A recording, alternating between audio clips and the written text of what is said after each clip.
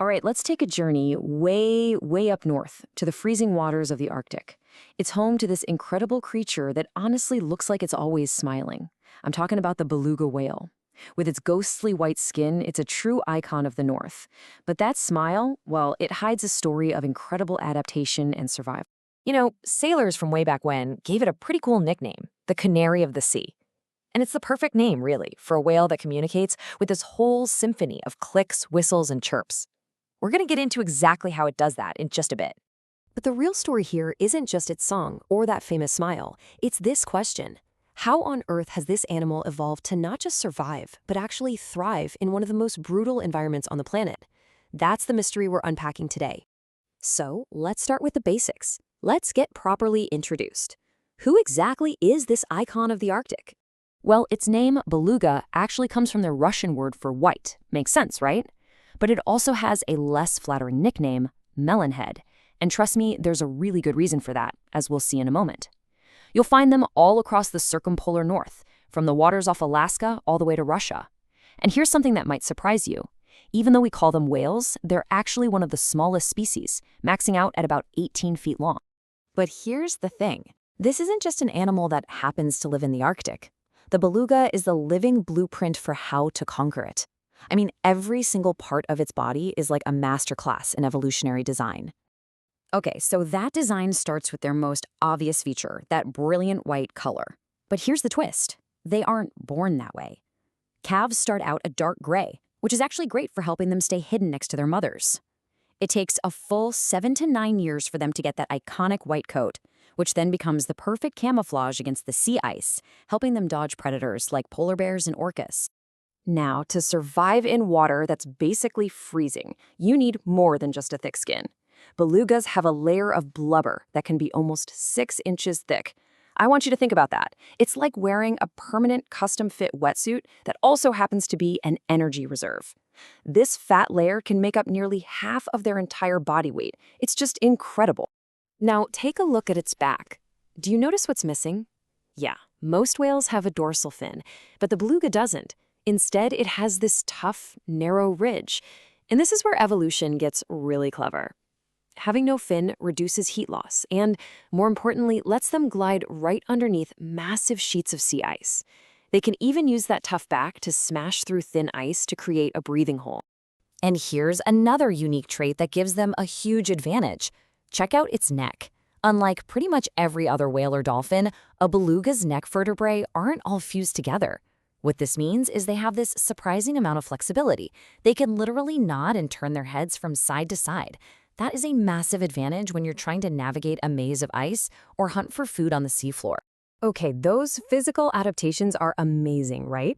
But now we get to the beluga's true superpower.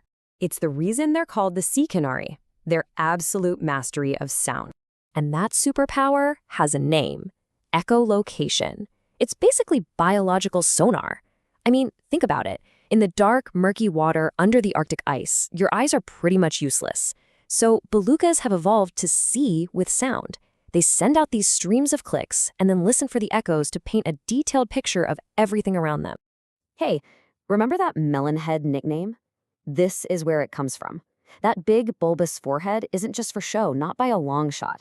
It's a fatty organ called a melon, and it's the key to their sonar.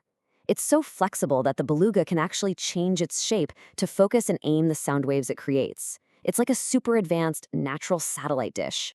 So here's how it works, broken down into 4 steps. First, it produces a rapid-fire series of clicks and whistles. Next, it uses that incredible melon to focus those sounds into a precise beam. Now, here comes the weird part. The echoes don't come back through its ears. They're actually picked up by the lower jaw, which then transmits the vibrations to the inner ear. Finally, its brain puts all that information together, creating a detailed sound picture that lets it navigate and hunt with unbelievable accuracy. But all these physical gifts are only half the story. Belugas are also incredibly social animals with really complex family lives. So now, let's dive into their world of pods, prey, and parenting in that tough Arctic environment. So it turns out you can actually tell a beluga's age just by its color. They're born a dark gray, totally dependent on their mothers, and they'll nurse for up to 2 years. As they grow into juveniles, they actually get a little bit darker as they learn to fend for themselves. It's not until they finally reach adulthood, somewhere between 8 and 14 years old, that they get that iconic, pure white coat we all know. And when it comes to food, belugas are definitely not picky eaters. They're what you'd call opportunistic feeders, with a surprisingly diverse diet. Fish like salmon and cod are the main course, sure, but they also spend a lot of time digging around on the seafloor for shrimp, crabs, and even things like squid and marine worms. And they have to eat a lot to maintain that thick layer of blubber. An adult beluga can put away about 60 pounds or 27 kilograms of food every single day. That's like eating 2 to 3% of your own body weight every day just to stay warm. Can you imagine? Their social lives are just as complex as their environment. They usually hang out in small pods of about 10 or so, but in the summer, they can gather in huge estuaries by the hundreds or even thousands. And it's not a rigid structure either. Individuals are always moving between different groups. You'll see what they call nursery pods with just moms and their babies, bachelor pods made up of all males, and of course, big mixed groups too. But even for a master of survival like the beluga, life in the Arctic is full of danger. They face threats that are both ancient and, alarmingly, very new. So let's take a look at the challenges they're really up against. For millennia, their main worries were the predators you'd expect. On the ice, it's the polar bear, patiently waiting at a breathing hole. And in the water, it's the orca. But today, the biggest threats are all man-made. Climate change is literally melting the sea ice they depend on for everything. Pollution is poisoning their food and water. And the constant noise from shipping is disrupting their ability to talk to each other and to hunt. This makes talking about their conservation status, well, it's complicated. Globally, as a species, they're considered near threatened, with a pretty healthy population of around 150,000. But that big number hides a much more troubling reality. Some isolated groups are in serious, serious trouble.